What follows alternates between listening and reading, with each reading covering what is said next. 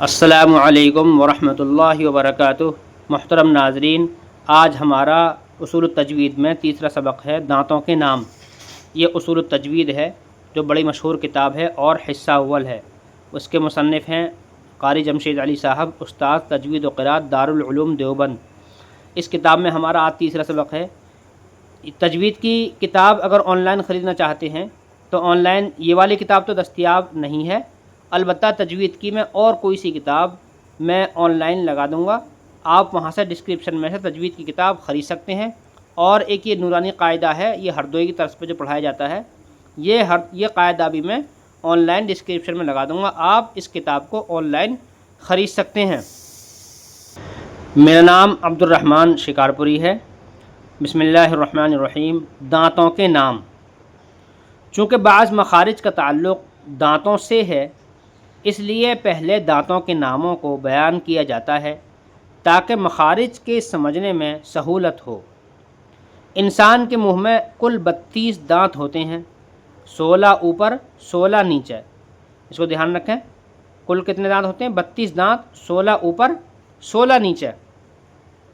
سامنے کے چوڑے سے 4 دانتوں کو ثنایا کہتے ہیں۔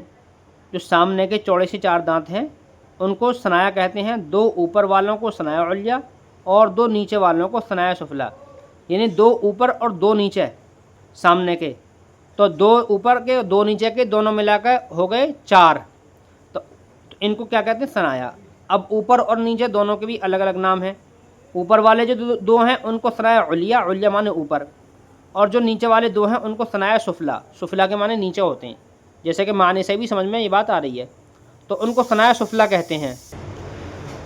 پھر ثنایا کے برابر میں 4 دانت اور ہیں، دائیں بائیں اوپر نیچے ایک ایک، یعنی ان سامنے والے جو چوڑے دانت ہیں ان کے ادھر ادھر اوپر نیچے چاروں طرف ایک ایک دانت اور ہے، تو ان کو رباعیات کہتے ہیں۔ رباعی کے معنی ربع معنی 4، تو اس سے جیسے کہ معنی سے لفظ سے سمجھ میں آ رہا ہے، ان کو رباعیات کہتے ہیں۔ رباعی معنی ہی 4 کے ہیں تو ان کو رباعیات کہتے ہیں۔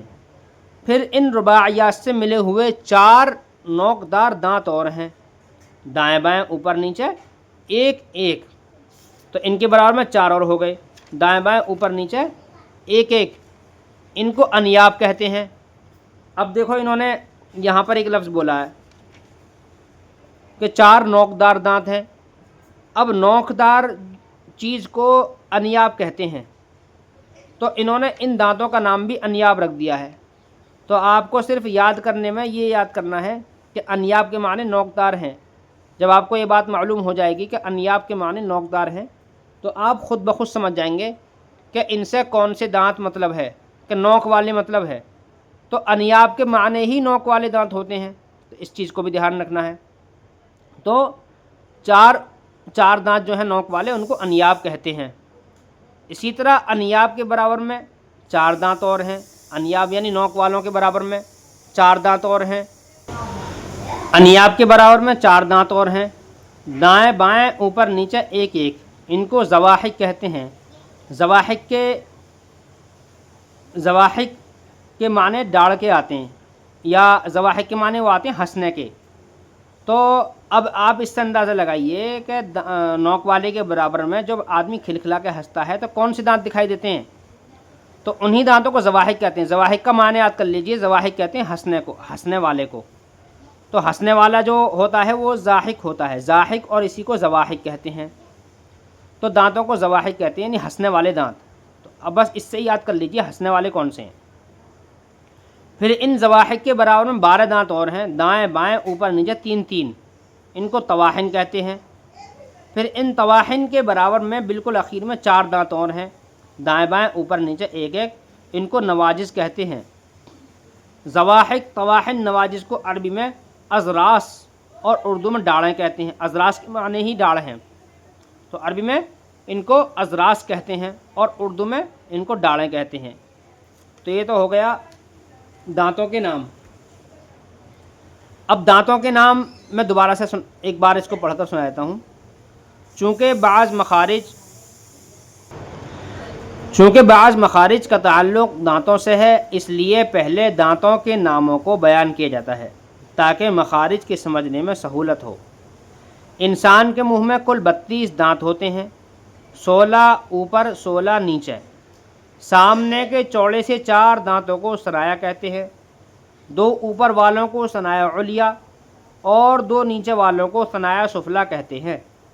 फिर सनाया के बराबर में 4 दांत और हैं, दाएं बाएं ऊपर नीचे एक एक, इनको रबाइयात कहते हैं। फिर इन रबाइयात से मिले हुए 4 नोकदार दांत हैं, दाएं बाएं ऊपर नीचे एक एक, इनको अनियाब कहते हैं। इसी तरह अनियाब के बराबर में 4 दांत और हैं, दाएं बाएं ऊपर नीचे एक एक, इनको ज़वाहिक कहते हैं। फिर इन ज़वाहिक के बराबर में 12 दांत और हैं, दाएं बाएं ऊपर नीचे 3 3, इनको तवाहिन कहते हैं। फिर इन तवाहिन के बराबर में बिल्कुल आखिर में 4 दांत और हैं, दाएं बाएं ऊपर नीचे एक एक, इनको नवाजिस कहते हैं।